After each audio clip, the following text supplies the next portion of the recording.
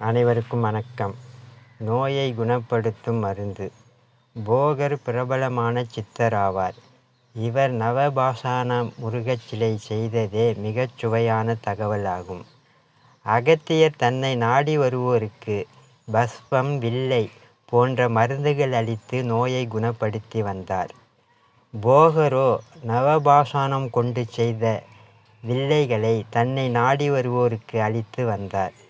அகத்தியரின் மருந்துகளால் சீக்கிரமாக மக்கள் குணமடைந்து வந்தனர். ஆனால் போகரின் மருந்துகளுக்கு வீரியம் அதிகமானதால் மக்கள் உயிரிழந்தனர். இதை கண்ட போகர் நவபாஷானத்தால் ஒரு சிலை செய்து அதன் மீது சந்தனத்தை பூசி அதிலிருந்து ஒரு குண்டுமணி அளவுக்கு வில்லையாக தன்னை நாடி வருபவருக்கு அளித்து நோயை குணப்படுத்தி வந்தார் என்பது பழனியில் வழங்கி வரும் ஒரு செவி வழி செய்தியாகும். நன்றி, வணக்கம்.